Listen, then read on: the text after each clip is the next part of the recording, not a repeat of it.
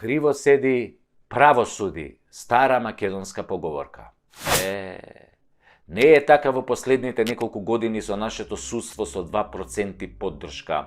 Право седи, криво суди. Тоа е мотото на македонското некорумпирано и неподмитливо судство. Се испраиле судии ко пушки, око не им трепнува, ама затоа судскиве одлуки искривоколчени, погазени, без потпора во законите, произволни како расказ на писател со 4-то оделение, подмачкани квалитетно. Што би рекол нашиот народ, од авион се гледа дека сте корумпирани, но судиите не се даваат. Здружени, сплотени ко еден, со честни исклучоци кои се бројат на прсти на една рака, тие упорно носат судски одлуки од кои ни се крева косата на главата, а вербата во правдата ни паѓа како една работа на 80 годишен старец. Нема правда, викаше цртаниот лик Калимеро, вечно неправдан, кој во овој момент може да биде комотно ставен на таблата на секој суд во Македонија, почнувајќи од основен, завршувајќи со уставен.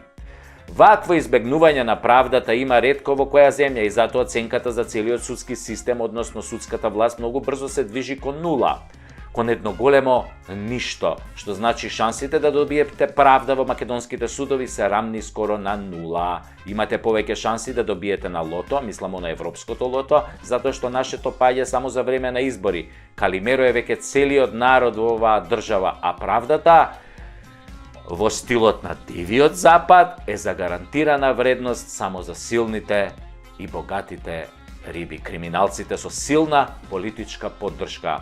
И тоа си поминува како да е најнормално, заборавајќи го најважниот факт во оваа огромна корупција, дека невините луѓе и компании го извлекуваат поделбелиот крај под налетот на криминалците и судската поддршка. Прашав еднаш еден експерт за право како можам јас како лаик да објаснам во лавиринтите на судството и законите и подзаконските акти што е тоа правда, а што е ескивирање на правдата под ореолот, нели, на корумпираното или коруптивно судство. Тој вака ми рече: најлесниот начин е здравата човечка логика. Ако некоја судска одлука нема логика, тогаш има корупција и неправда. Да ти објаснам пластично, ми рече. Во Македонија е забранета трговија со петарди и запаливи средства. Но, ако судството и обвинителството на некого му прифатат образложение дека илјадниците петарди кои му се запленети му се купени легално од фирма со приложување на некаква фактура, треба да се казни фирмата за недозволен увоз и трговија со петарди, а лицето за шверц со петарди. Тоа е здравата логика. Ако судот го ослободи, значи дека е корумпиран. Се е кажано со овој беззначаен пример. Да не зборуваме за судските одлуки за болницата во Тетово, за автобусот и осудениот шофер, за ослободувањето на десетици политичари фатени во криминал и корупција. Тоа е, ако дојдете на суд, не барајте правда, затоа што сте обичен човек. Или можеби не сте. Вие сте од оние можеби другите, што седите по кафеаните и партиските штабови со судиите и обвинителите и го зголемувате нивниот имотен лист. Се во интерес на вашата правда.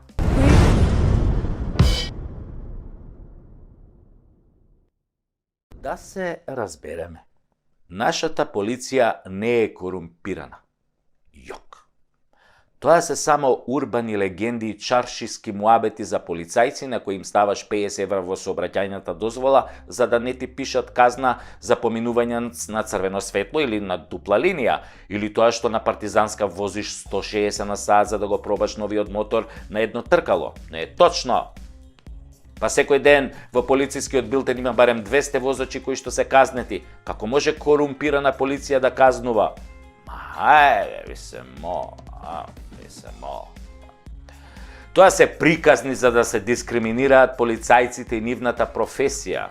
Земале едни другари ми раскажуваат таква измислена приказна како демек испиле по 2-3 раки и неколку пива и неколку гајби пиво, не се сеќам баш, и полицијата ги сопрела, им дала да дуваат во балончи, нормално балончето покажало дека се ќори пијани земја. И полицајецот ги прашал каде се здрвиле толку, тие му рекле: бате, не испивме многу ние, бе. Еден другар частеше дека купил диплома за доктор, па рековме, ај малку да се провеселиме со новиот матичен, па отидовме тамо на ќошон кај Перо. Знаеш Перо, кај Перо бевме. Леле, брат, каква плескајца прави Перо, ао.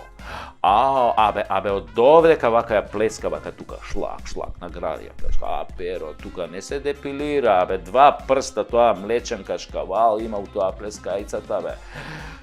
Добро, тогаш сега казна 300 евра, овој рекол, ако немате 600 евра за 7 дена, плюс одземање на возачка дозвола, дечки 6 месеци и оставете возилото тука со таксисите. Auf Wiedersehen дома, или... И другаров дрвопијан,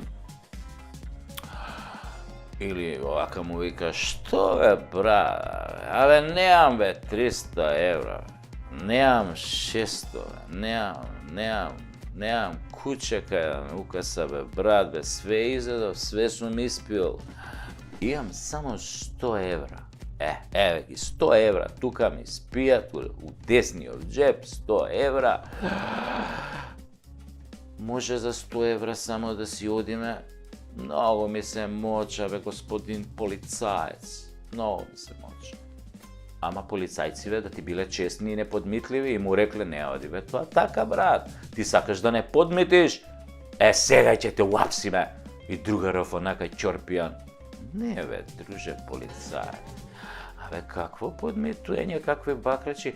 Јас само сакам да одите до кај Перо и да пробате од тоа плескајцата, вака што ја плеска, вака тука шлак, тука што ја плеска, вака награди таа плескајцата, со фамилиите да си отидете тамо, да ја пробате плескавица, бе, многу работите, бе, брат, дај бе, малку искочите со жените кај Перо на плескајци, однесете ги, бе.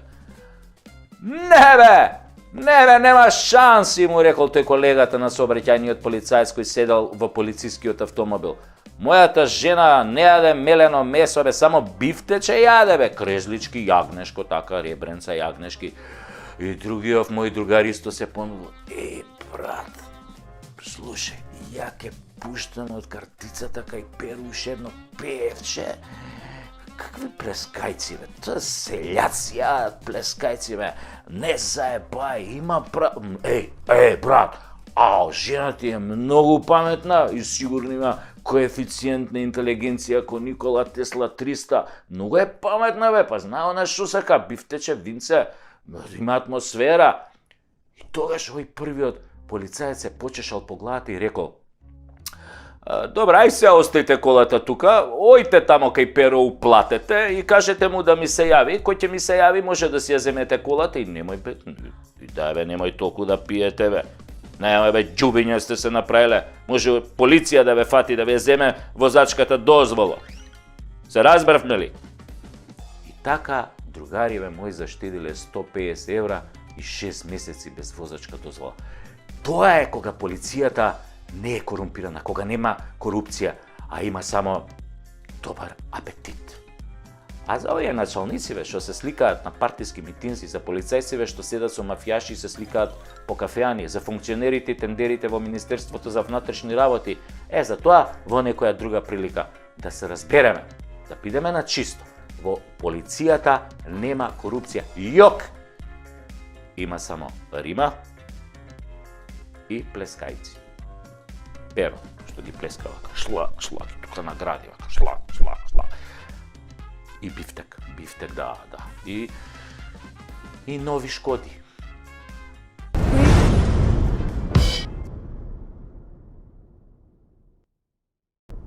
Корупција во политика.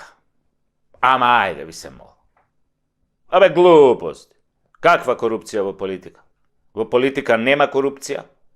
Таму имаме борба со корупцијата. Нон-стоп борба.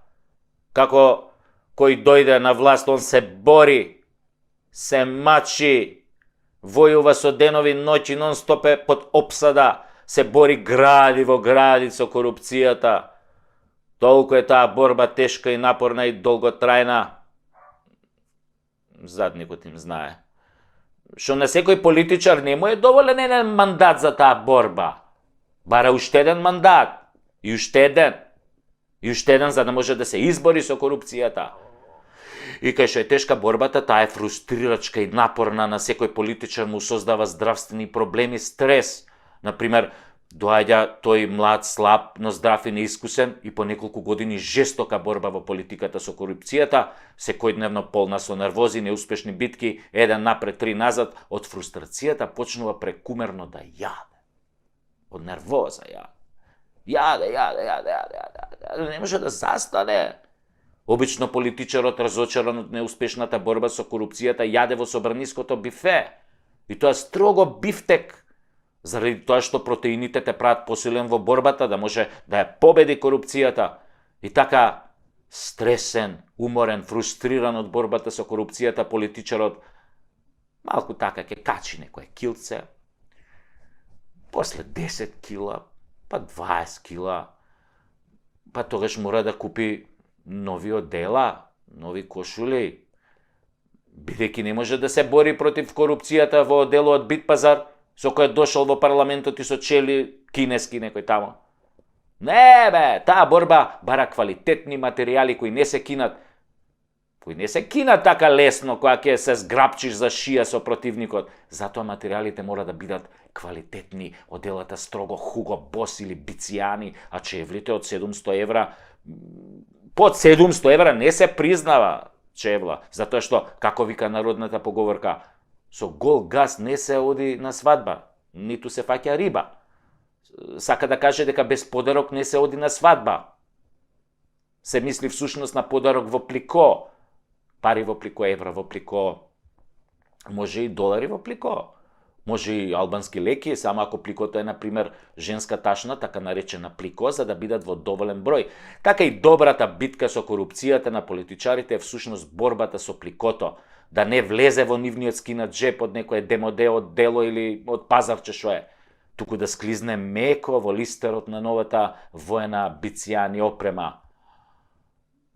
Леле да знаете како се бори против корупцијата кога имаш Бицијани од делове. Па кој ќе им мавнеш една, па она кој ќе те залепи со една, две, три, 5.000 по фаца. Па tu треба да се издржи бе. 5.000 евра, например, у фаца се јак удар на корупцијата. 50.000 веќе те нокаутираат, не знаеш кај си. Прашуваш кој го исклучи светлото?